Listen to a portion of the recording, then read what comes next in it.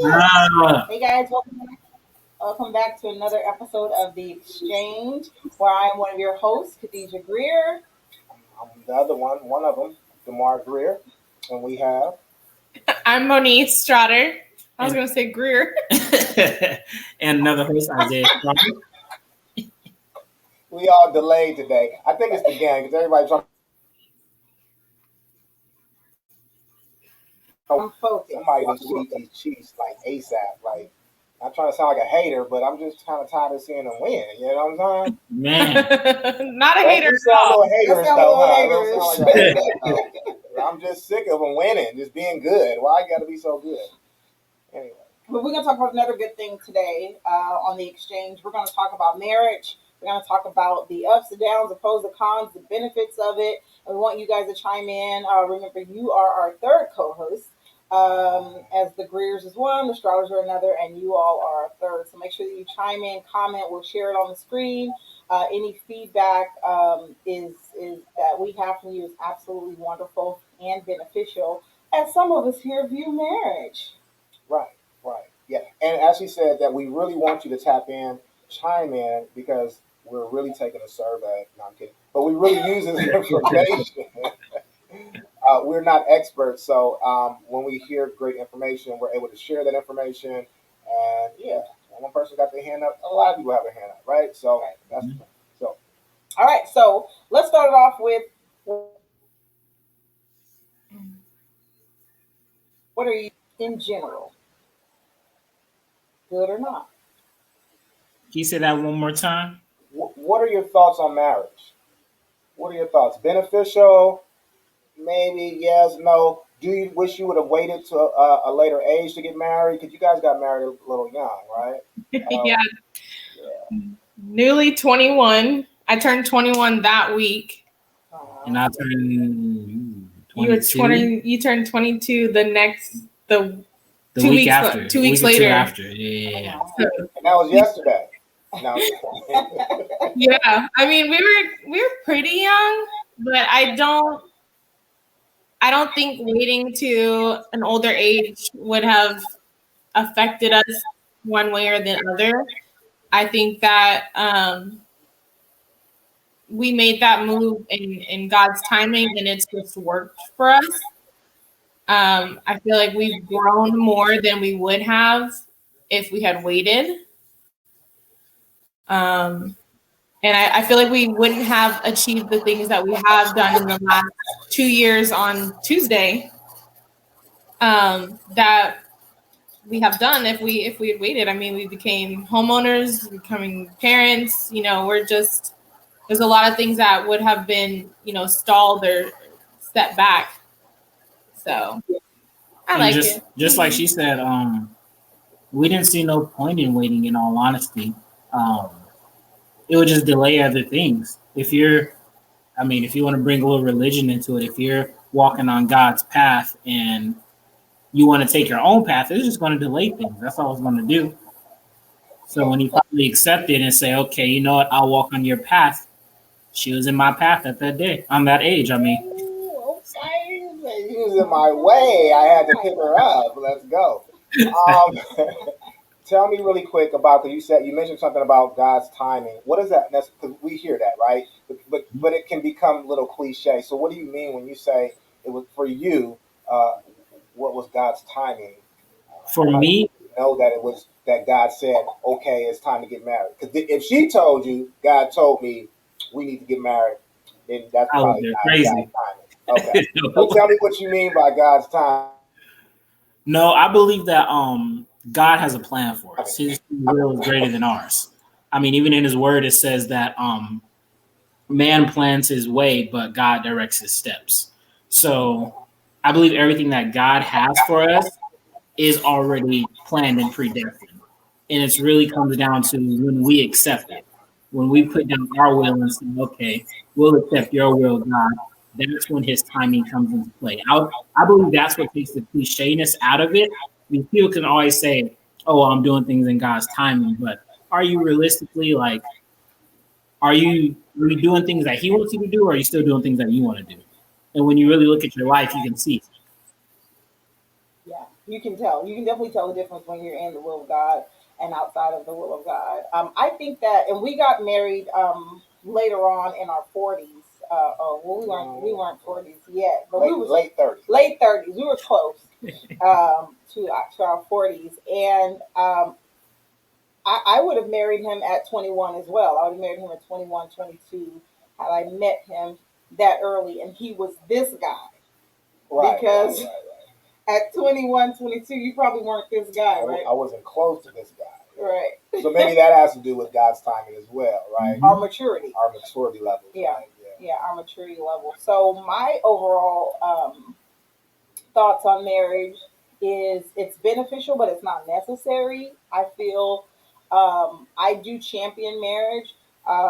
Anybody who wants to be in a relationship, I would champion marriage. But everybody's not built for relationships. Everybody are not called to be in relationships because, as a Christian, I believe that anything that God puts in your path and calls you to is a ministry attachment. It's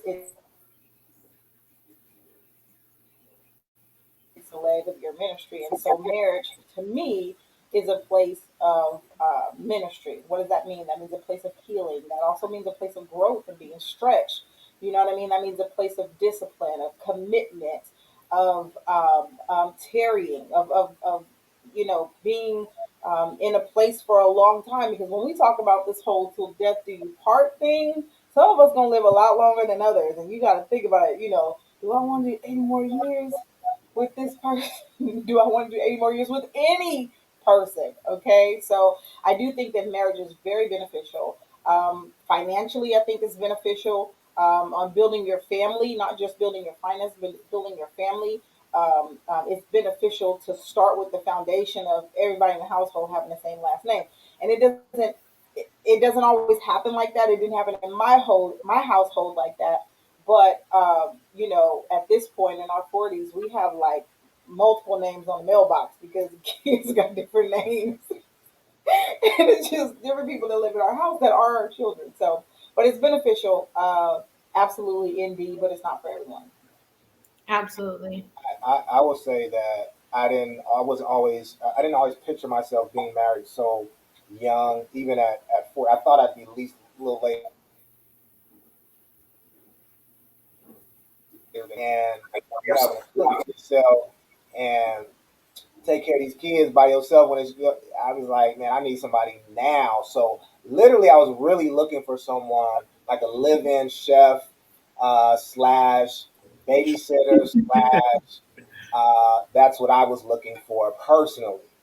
But no, it has been extremely beneficial, right? Like just from even our finance standpoint, it just kind of seemed like favor wasn't fair once we did get married. I'm not saying like everybody's marriage will be like that, but I think we chose a decision to be in the will of God in our relationship versus being outside of the will of God, and I think He blessed that decision. Yeah. Yeah. So, what are some of the challenges? Because you mentioned something about healing, right? Yeah. You mentioned something about marriage can be also a place Stretch. of healing. Now, we just seen some posts. Right. I don't know if you guys seen anything about John Gray, but he was kind of talking about, and not to throw anybody under the bus, he was talking about his marriage and his wife being a place for his healing and his brokenness, Yeah, right? his brokenness. So, what do you think about that? Because I think that I don't know. I don't know if I really agree, and I'm not. This is not no shade. And what's her name? Avatar. Avenger. Avenger. I don't want to say nobody's name, Her name is Avenger. look. So I think that there's a problem when we think that marriage is just for you bring all the broken and you be my nurse and heal me and bring me back to a Yeah. whole status or whatnot, because that's stressful.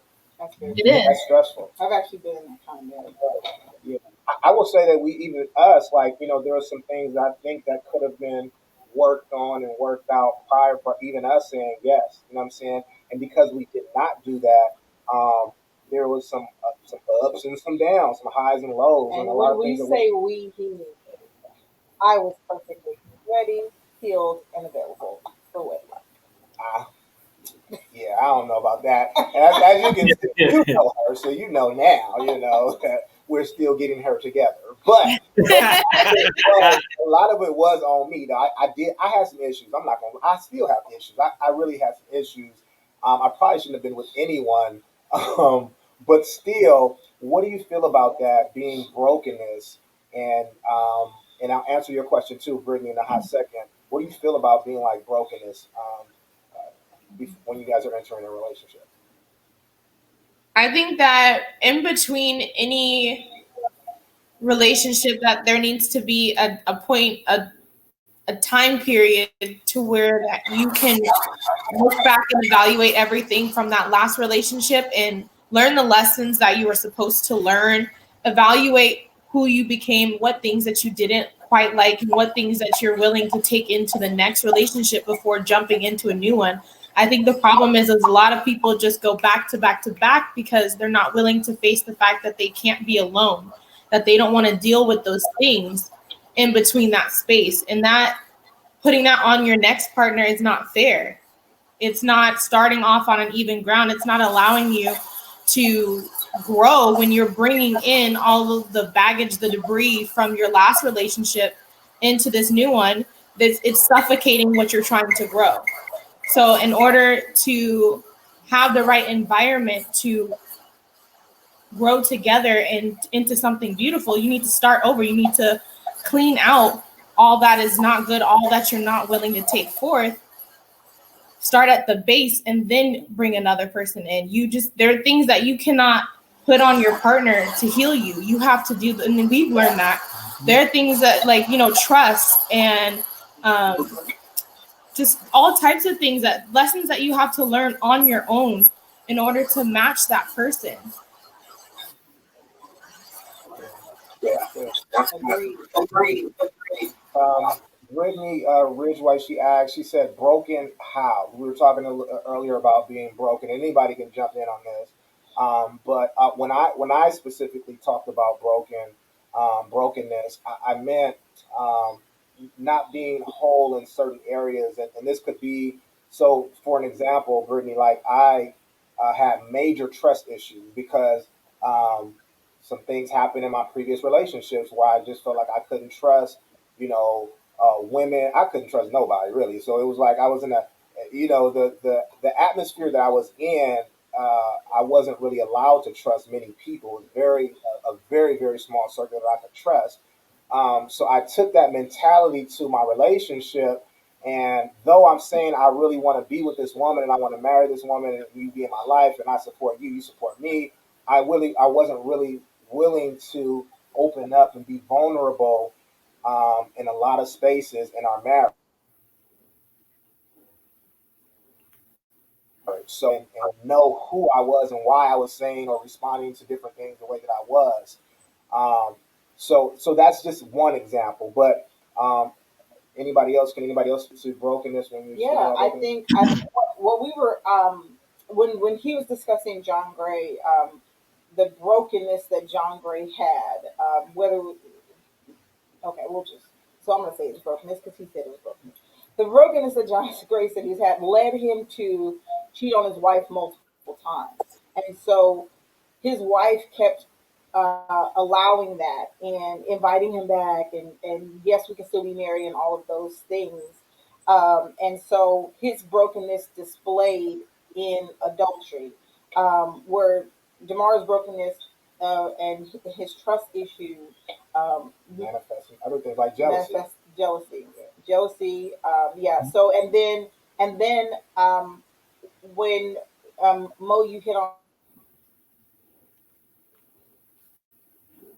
the time to heal, and Monique also brings that up, healing time, where you just rest in that brokenness. You allow the Lord to heal you of that brokenness before you move into a place. Now, does that mean that things won't break while you're in a marriage and will need to be healed or delivered from that brokenness? No, it doesn't mean that. But what it means is that the extra baggage that you have with you, that you don't bring that in and now break something that's fully intact, something that's working, you're breaking that person and you're breaking what could be a wonderful relationship if you allow yourself the healing time prior to entering into that marriage. So I think that's what we're speaking to.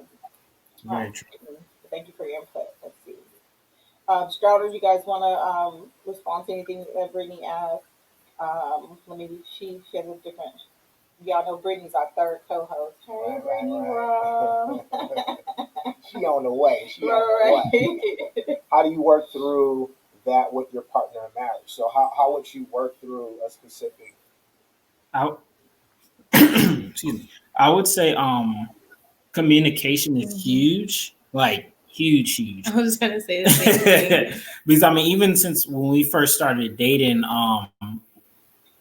even though I wouldn't say we had a lot of time to heal from our previous relationships, but we had a little bit of healing time. And when still coming in, it doesn't even have to be from past relationships. It could be with, well, I would say not past relationships from, what's the word I can use? A significant other. It could be brokenness from parental things, from childhood Absolutely. things, from things that you experienced in the past that can then come up, and it can be things from a childhood that wouldn't even get brought out until you're in a marriage. Right. Like you wouldn't even think about it. I mean, trust issues could be a huge one where you're like, oh, I fully trust this person, and then one day out of the blue they can say something. You're like, whoa, that brought back a memory from my childhood, and now I'm stuck in this. And what you have to do to work that out, you have to communicate. You have to tell your significant other, hey, because what people forget about is that even though you're married, you still don't know this whole person's whole life.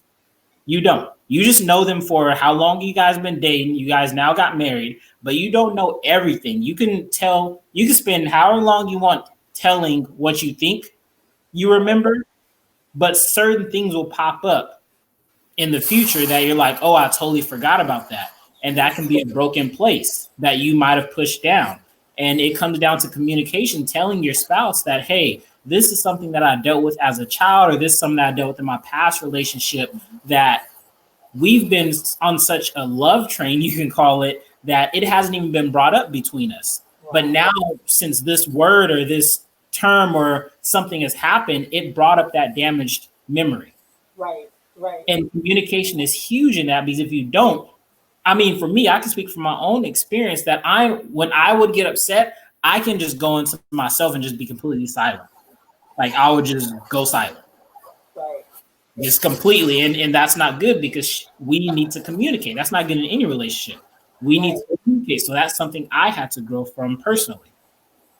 I think that like marriage has a way of stripping you down to that core, and the things that you thought you knew about yourself, that you thought you knew about your partner, they go out the door. And it's a process of relearning who you are, not only just as yourself, but in this role as husband and wife.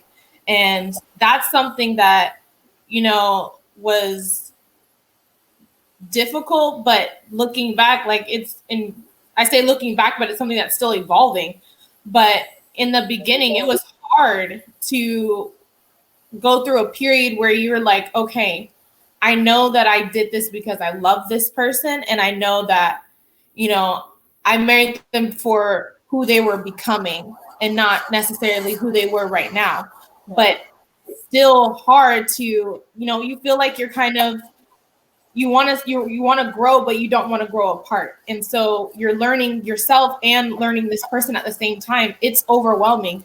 There's a reason that people say that the first 5 years is rough. It's an adjustment, but it's something that's incredibly beautiful to me about that, and in that breaking down so that you can build back up together and as one. That if you're willing to just stick through it, it can be something completely amazing, but it's also something that can completely destroy you as well.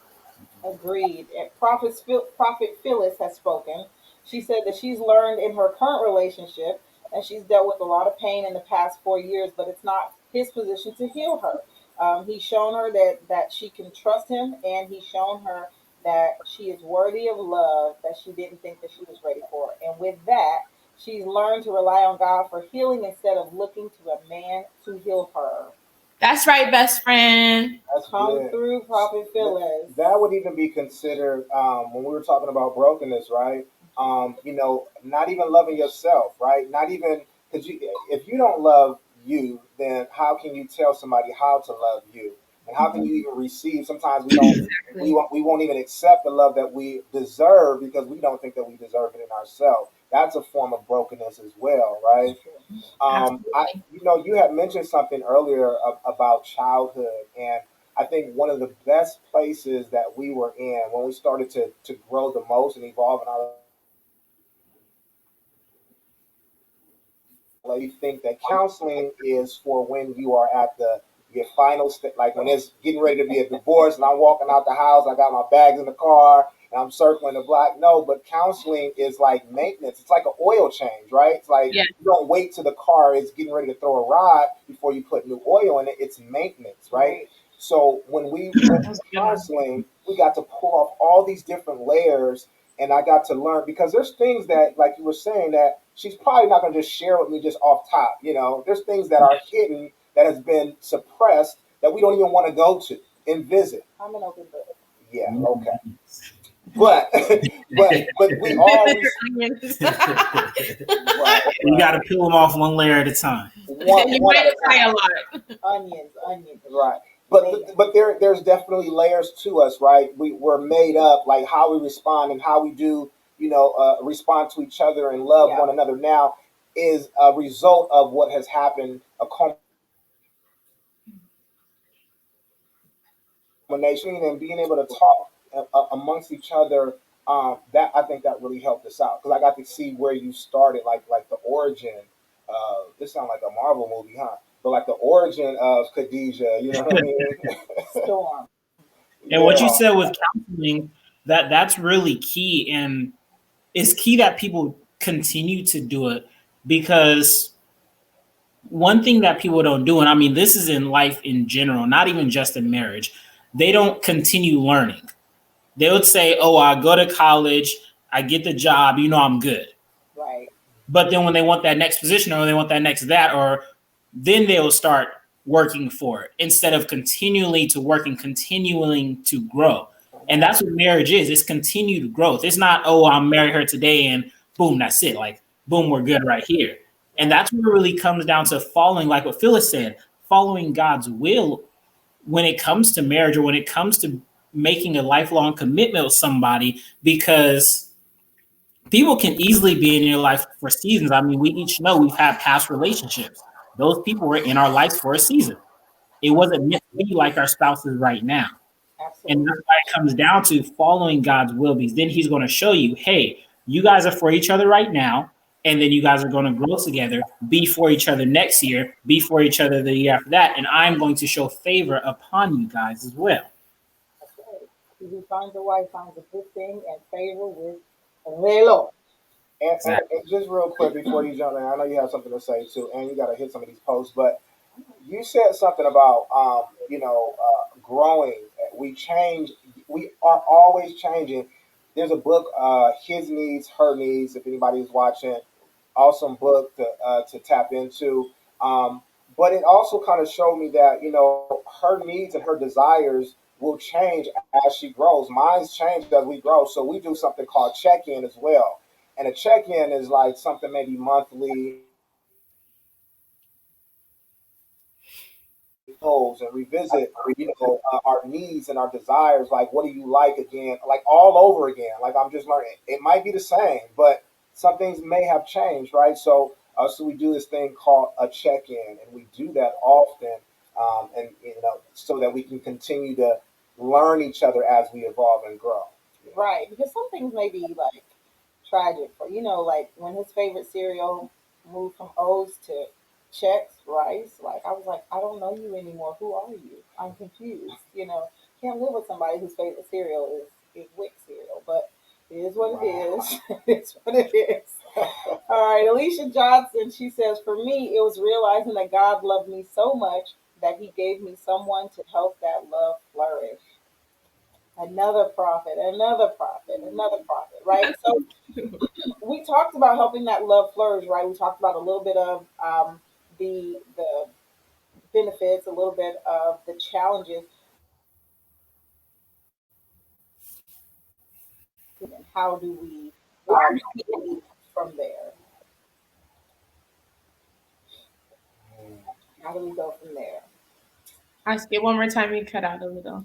Fair fighting. How do we heal? What are your healing techniques? Your healing remedies when you guys are in a disagreement? Is there a fair fight though? Yeah, there's fair fighting. No name calling, Okay. no cursing, no. I don't like when he raises his voice because you guys can hear he's a big stick king, right? So he has a soft he has a soft voice, but he carries a big stick. So he's like, I'm the king, right? So it's an African proverb. Another one. I'm sorry, that walks off to carry a big stick. That's just anyway. So I got basically, the what that big means. stick. Okay, go ahead. What Got just some happened? candles going on back there. Okay. What just Now happened? go ahead. Let's see. Basically, what that means is that he's he if you push me to that edge, I'm going there, right? So because he's soft spoken, when we go get ready to disagree, he raises his voice, and I'm like, I can't talk to nobody who raised their voice. And the reason why, and so we've talked about historical reasons why. When you start raising your voice, if anybody start raising a voice to me, me, Kdgrier, have to prepare for a duel, a challenge, a fight. Okay, that means it's about to get physical, and I need to. Big. Right. so, so I'll just go blank. I'll be like, oh, okay. When you get ready to talk, we'll talk later. And so there are fair fighting ways, and you have to establish those rules or parameters. Put them on the table. If we want to do, we can agree to disagree. We can disagree, whatever you want to do. But what I need you not to do is A, B, C. I shut down. So, what are your fair fighting or your healing practices after um, an exchange? I'll say, well, for one, our fair fighting is like if we are in that disagreement period, then yeah, we're no cussing. I mean, obviously no hitting, nothing like that. Um, what else? Yeah, she doesn't like raised voice either. She's the exact same way. See, like Probably gets it from you. So I am like one of those people that is extremely like unemotional when in an argument. Like I'm not. If I'm upset about something or something that you did I don't like, I am going to present that to you. Like, hey, I don't like this, so let's talk about how we cannot do this. Like, I'm not a person that's gonna be like, whoa, like you did this to me and da da da da da. Like, I'm just not that person. Like, and so sometimes what I have learned is that when doing that, it comes off as, what do you say, like robotic or like demeaning. So I have to like adjust. So in my mind, I'm coming at you calm and I'm saying something that, okay, it might be hurting your feelings, but I'm not registering that. I'm not registering that it's hurting your feelings. I'm trying to tell you what you have done to me and what I didn't like about it. And so in doing that, it further puts a wedge in between there because now you are upset and you're hyped up because my words have hurt you, instead of me softening my tone and saying, why did you do this? And the reason why I'm asking is because this is how you doing this made me feel. That's good. And so I don't know. I've always just been a person that's not overly emotional. Yeah. So it's like that has been like the biggest learning adjustment in being with somebody. I'm also a person that likes my own space. Like I like to be alone. Like I don't like to like have confrontation or anything like that. And so learning that someone else's feelings matter and that I have to take them into account. And even though if I say what I say as truth, I still have to account that the fact that he may take this in a hard way and rework it in order for it to be in a way that doesn't hurt his feelings, doesn't emasculate him, doesn't demean him, so that way we're not starting off already on a bad foot. And what can make the situation worse, in all honesty, and this is just learning from us, is that when we first got together and she would say something like that to me, I'm a thinker. And also for me, like I've never been a huge blow up person. I mean, yeah, I've never been a huge, unless it's towards a man. I'm not a huge blow up toward person towards women. I'll take what they say, think about it, and usually walk away. So when she'll come out at me like that without any feeling, I'll just, all right, well, I'm gonna go work, or I'm gonna go do this or do that, and I'll let you go ahead and figure out whatever you need to figure out, because obviously I just stepped up in the wrong house talking to me like that. So for me, where it really came is I then took it, because she can't stand when I go quiet. Like she just, for no reason, nothing at all.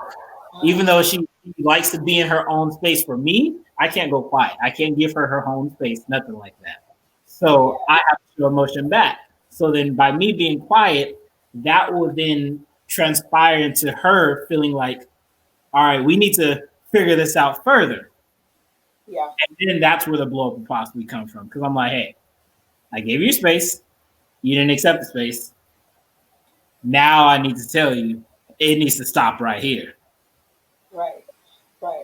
So we're similar. Okay, so we have so many similarities. It's not even funny. So many overlap.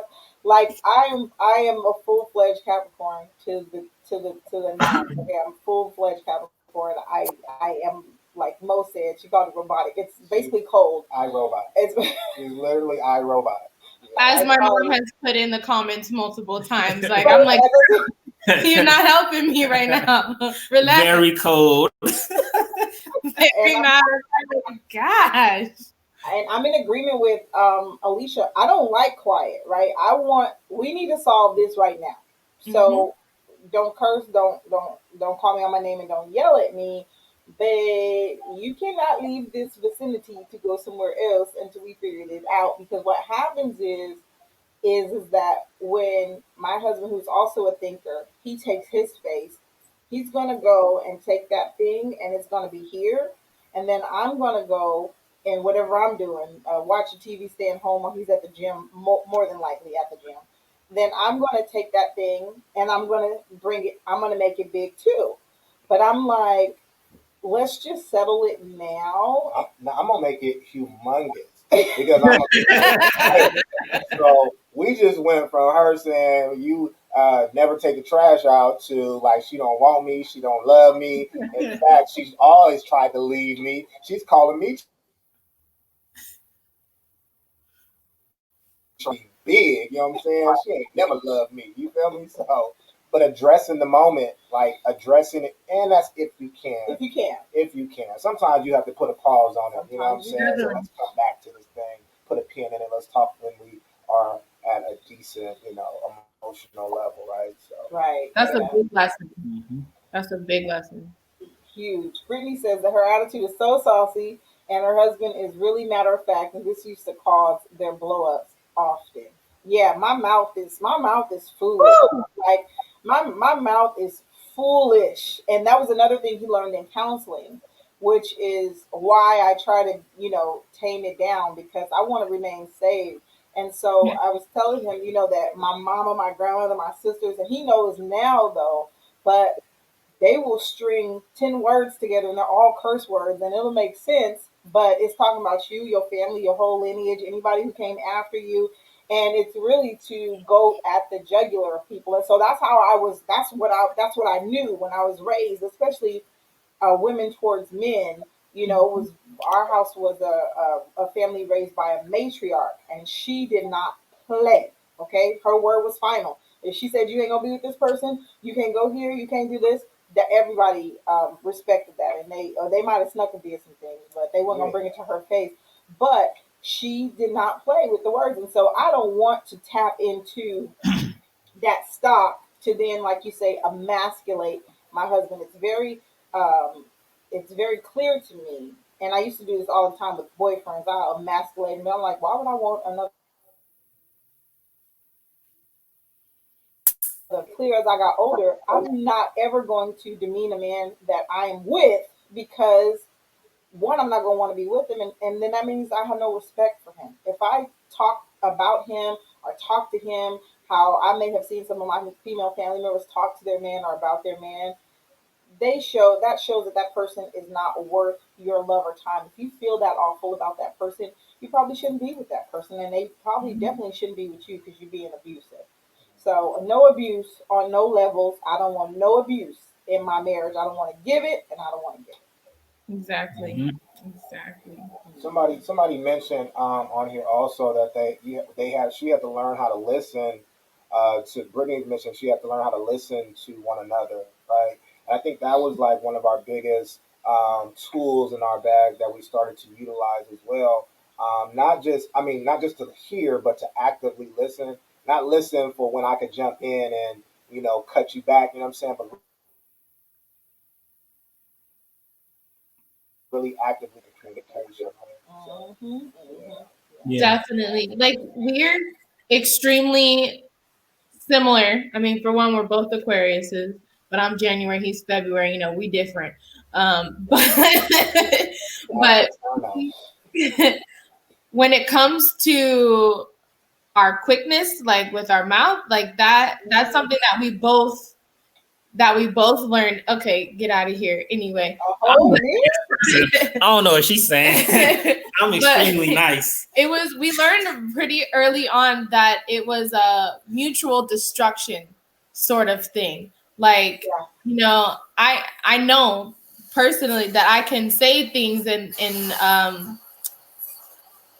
that would hurt you, and that would come straight back to me. So in order for me not to get that on myself, I'm not going to do it to you. It was just a mutual agreement that you and I both know that between the two of us, we can completely destroy each other. So either we do that and it's done, or we leave that behind and never touch, we never open that door. So there's a limit to where we go.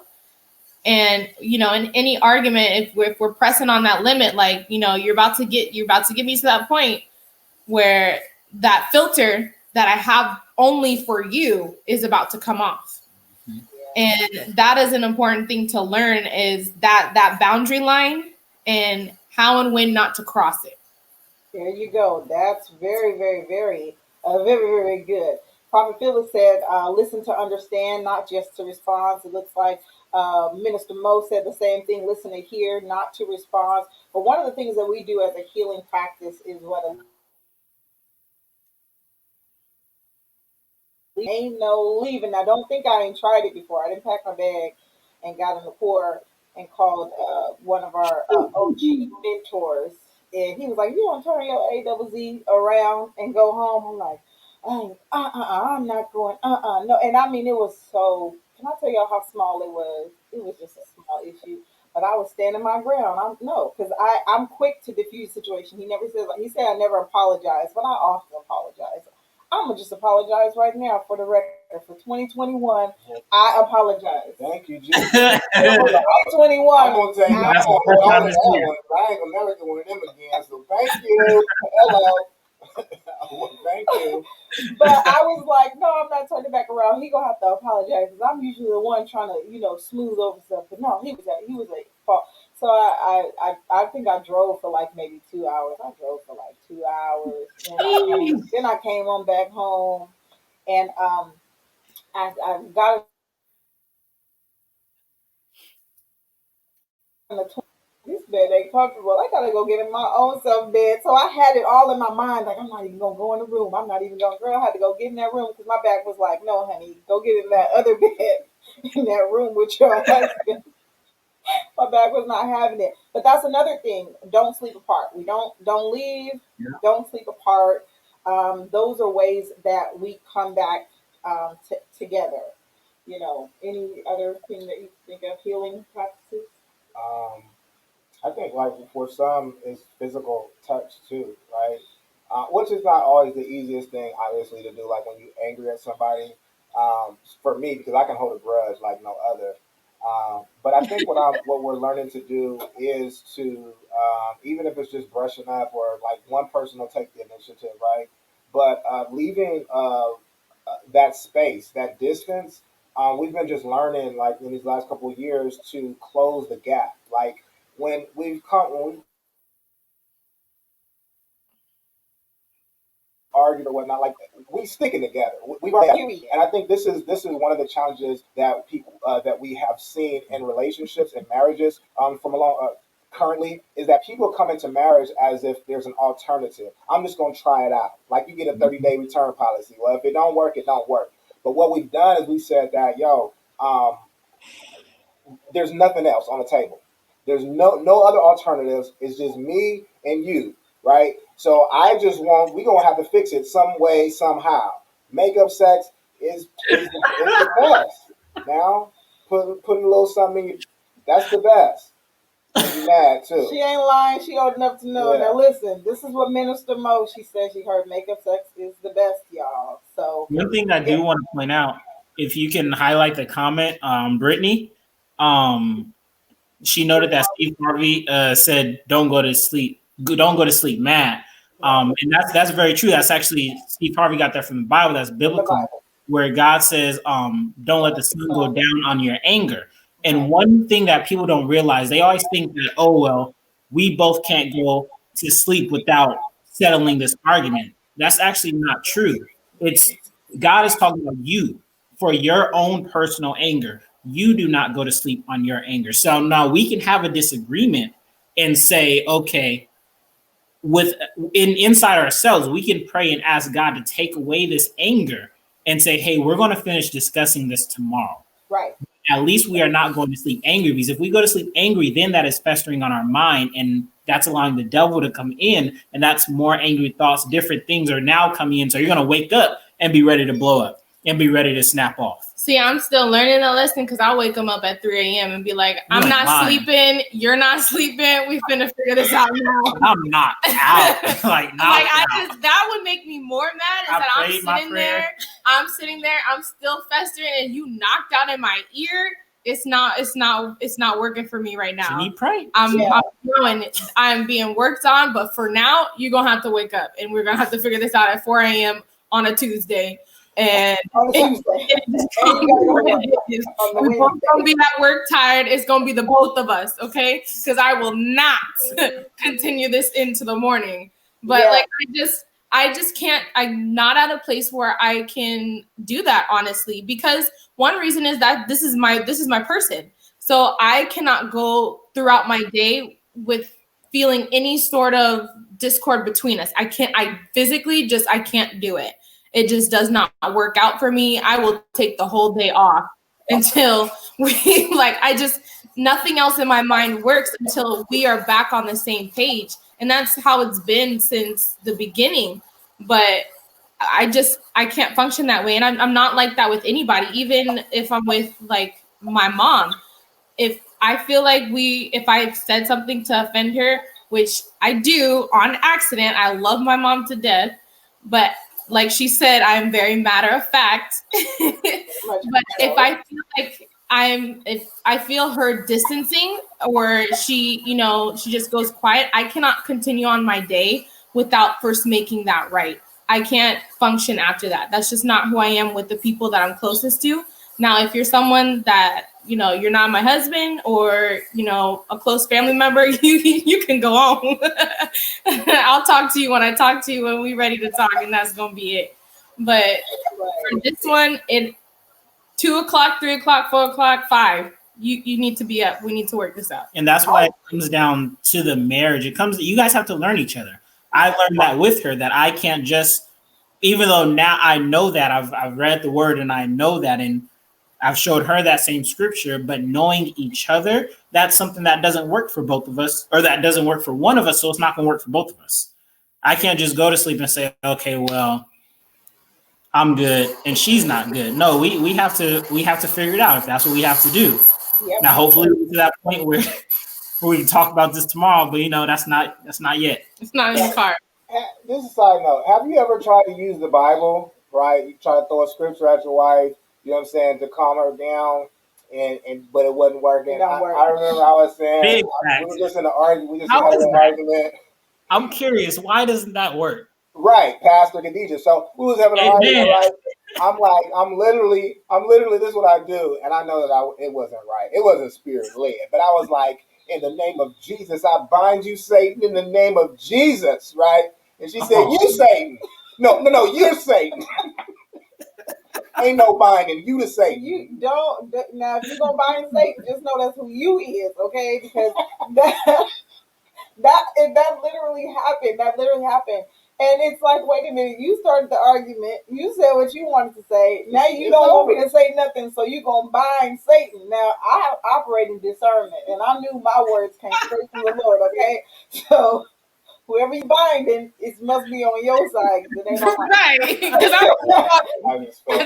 the argument should come to a close. It was over. He was like, okay, I was just in and out. Right. You know what I'm saying? In and out. But that is true, Mo. I hear what you're saying, and I feel what you're saying, because we know that when we come together as couple, and Minister Mo wants to clarify that makeup sex is for married folks, but when we come together, the Bible says that we come together and the two shall be one.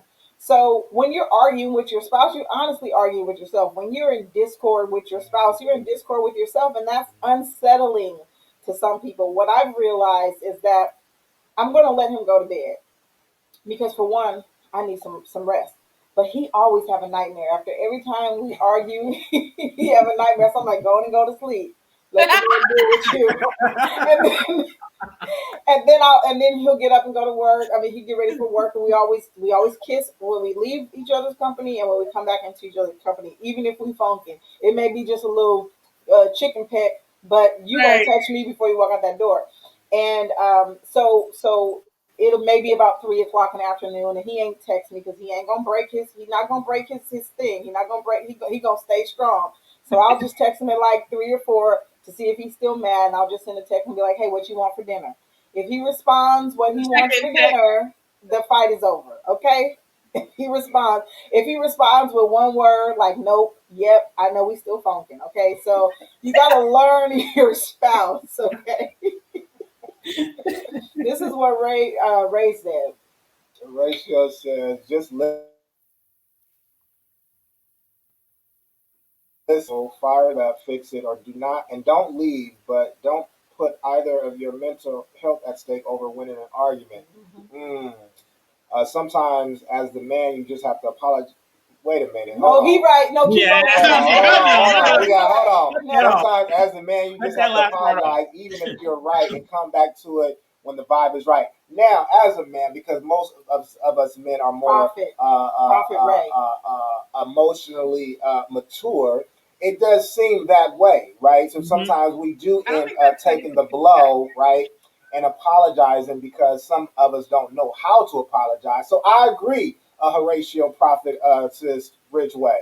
You're right. Some men do have to apologize even when we ain't even wrong.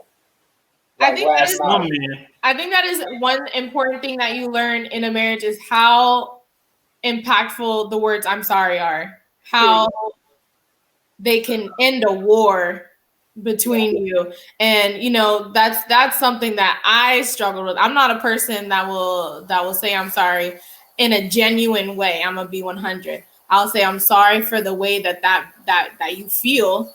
I'll give you that. But learning to say that the way I have to take it without no accountability, but I said the words. You heard those 2 words, so now you can get off my back.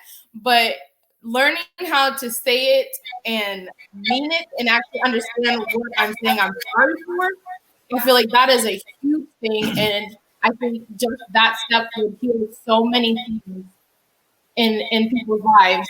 So that's keynote. That's just a really important thing. You know how you do that? You go ahead and tell her, I don't want no I'm sorry. I want to see change. Then she ain't got nothing to say. You ain't got no more fake I'm sorries. No more of that. No. I don't need to hear that. And But you for know me, what? I think this is the thing too, and I don't know if any men is on here that can agree, but so there's three things that we as humans are wired to desire. We want to be seen, we want to be appreciate it. heard, we want to be understood, right? Mhm. And a lot of times the arguments that we have in our relationships, and I will just say speak for men, because I know, and we've had these barbershop conversations. A lot of times it's just the understanding part. You don't even necessarily have to. It's not even about being right or wrong for understand where I'm coming from. That's it. Do you even understand my point of view of where I'm coming from? If you can tell me that you understand, at least I understand you. I hear what you're saying, because now you're giving value to what I'm trying to express, and you're saying, okay, well, I put myself in your shoes. Even if you say, I tried to put myself in your shoes, I just couldn't understand. But you've tried to do something. Acknowledgement is key. If you can just acknowledge what I'm dealing with, man, we good to go. We good to go. That's good info. Charles, good question. What y'all say? How's it beneficial financially? Ah, shoot, man, we got these both of these money things coming together. These sources of income streams coming together. The money. Man, come on, you feel me? Credit on top of credit. Come on, what are you talking Exactly. about, man? Yeah. I don't gotta pay for what? What don't you gotta pay for? I gotta pay for everything, You gotta but pay for but you know, Your money go first. but we have more. So beneficially, financially, all day. Yeah, definitely with combining the finances, combining the credit, combining the shared expenses. I think that's key benefit. I think our situation is a little different, also because we have children prior to marriage. We don't have any children together, and so part of the coming together financially that's beneficial is you all are having babies after you guys are married. So you don't have you will just one, just one for now. He That's said, all. just baby. For now. Right, For just one. now. But You can get it. all of both of your incomes are going towards that one child, one household, and everybody's under the same household. Because we have children outside of our marriage, we have financial obligations outside of our household with our children, and we don't mind that. We are actually quite happy. But what that also does is take money outside of the home, right? Because now you're splintering off your check to where if you just have one pot come into one place, you can build more of that one kingdom. Whereas now you're building this kingdom here, that kingdom over there. So it's beneficial financially if you're have no children, and also if you have children as well. And it's also beneficial financially because, as we discussed earlier, if you want to take it biblical, God will show favor upon he who finds a wife. I mean, that's very true, and we do believe that. But like you're saying, the two checks. I mean, now you guys are sharing everything. It's not okay. Well, we're going to buy you this, and we're going to buy you this. No, you guys are sharing everything. Your credits together, and as your income grows, you also have new financial ideas and plans that you guys can put together instead of just trying to make one yourself and say, okay, well, I'm gonna stick to this plan with my money. It's gonna take a lot longer to get there. I think that's been more beneficial for me because I was so reckless with money. So reckless with money. As soon as I got it, it was spent on food, on clothes, whatever I wanted, because that's what I knew. So coming together, him being the balance to that, has taught me how to budget, how to hold back. Delayed gratification is a huge lesson that we have worked on. I see how quickly you added that to the screen, and I'm For not. what? It popped up automatically. It's I was That was disrespectful. the Lord. The Lord did that. anyway. Anyway, but I think that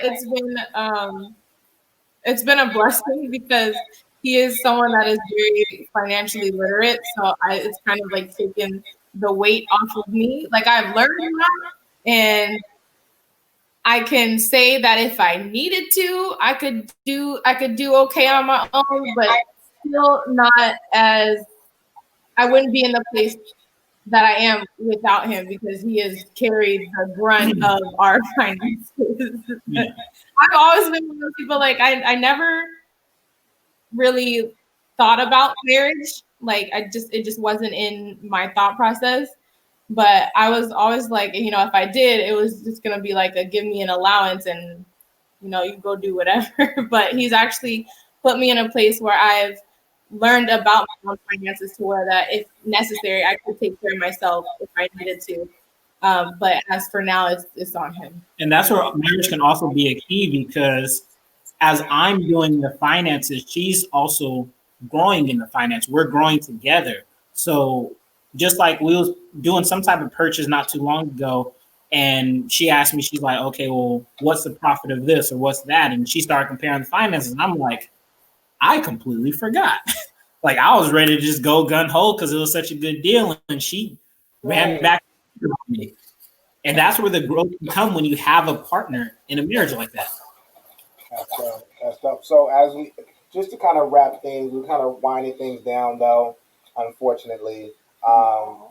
But when someone asks the question about how is it beneficial financially, and finances doesn't necessarily always start off with the monetary dollar, but you spoke how you spoke of it is how you think, right? Your wisdom is wealth as well. Putting ideas together, witty ideas together that will produce, right, financial streams of income and things of that nature. I got a couple on here right now, the Ridgeways, and they got business ideas here and boom, boom, that pop up together. And he tells me like his wife is just, she business. You know what I'm saying? She can put, you give her an idea, she'll put something together, boom. You know what I mean? Same thing with us, with you as well. Right. So, as far as beneficial, two heads are always better than one. You know what I'm saying? If you guys are going in the same direction, right? Bible even tells us like what can stop a team of folks that have one thought, that are on the same, on one accord. Nothing. You know what I'm saying? So, yeah, definitely that. But hate to have to wrap up today. We will be back next week at 7 p.m. For the exchange. But if you guys have an opportunity, jump on my shop, jump on www.kdgrier.myshopify.com. We got some www.kdgrier.myshopify.com. Yeah. Yes. Or just visit KD Greer page on Facebook, and we got some good page. If you guys have business information for us to share, because we really want to kind of network and promote, especially Black business, right? So if you guys have information for us, I would love for you guys to just hit our inbox, and that way we can start to post some things as well, not just speak it weekly here, but also share it on our page also. Yeah. Yep. We want everybody growing. We want everybody growing. Like we said, the Ridgeways who are in the comment, they are business owners as well. Hit them up. The Strouders who are co-hosts are business owners as well. Hit them up. They'll be able to tell you what you know they do. I know Zay, he's going to shout out his company as well with financial planning. They are out here. Can I just tell you, doing it bigly? Okay, so and at a young age, right? Solomon was wise. It didn't say, the Bible didn't say he was old when he came into his wealth. So your wisdom is your wealth, is what you said, right? All right, Zay, what you want to shout out your business? Yeah, tell us about your business one time. So I want to shout out my business. You can always go to www.homesfinancial.com. I am a insurance agent with the Homes Financial office. So if you need any type of life insurance or annuity services, please feel free to get in contact with me. You can feel free to hit me up through here, or I can put my information in the comments section. Amen. And everybody needs life insurance. I don't care how old you are and how old your kids ain't. Every single person needs life insurance. No more GoFundMe. No GoFundMe. No more car washes. No more fish fries. None of that. As low as $5 a month, you can get your children insured. You can add them on as a rider for no extra money. He's gonna tell you all that though. He's gonna get you together, make sure that everybody is insured, because when Big Mama